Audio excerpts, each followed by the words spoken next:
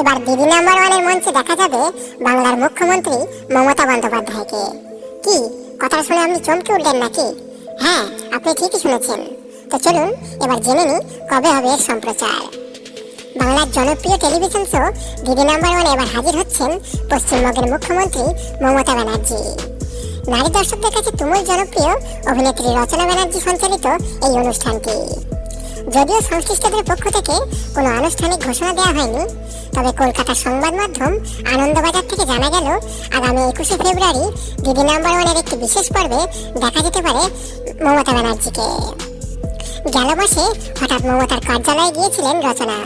প্রথমে সবাই ভেবেছিল হয়তো মমতার রাজনৈতিক দল তৃণমূলে যোগ দিতে পারেন অভিনেত্রী, কিন্তু সেই গুঞ্জন উড়িয়ে দেন তিনি। বরং জানান দিদি নাম্বার ওয়ান নিয়ে বিশেষ কথা বলেছেন তারা, তাও দীর্ঘক্ষণ ধরে।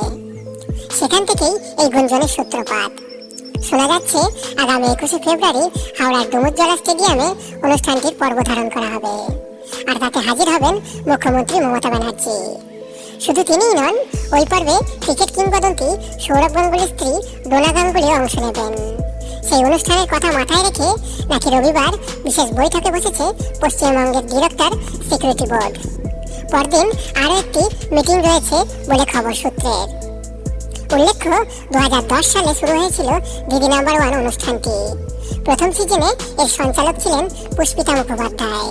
দ্বিতীয় আসরে আসেন রচনা ব্যানার্জি। এরপর জুন মালিয়া ও দেবশ্রী রায়কেও এই ভূমিকায় পাওয়া গিয়েছিল। তবে অনেক বছর ধরে রচনাই সবার কাছে জনপ্রিয় হয়ে ওঠেন। যাই হোক বন্ধুরা, আপনারা কারা নিয়মিত দিদি নাম্বার ওয়ান দেখেন অবশ্যই কমেন্ট বক্সে কমেন্ট করে জানাবেন। এবং এরকম দরকারি এন্টারটেনমেন্ট নিউজ সবার আগে পাওয়ার জন্য আমাদের চ্যানেলটা সাবস্ক্রাইব করে আমাদের সঙ্গে যুক্ত থাকবেন। ধন্যবাদ।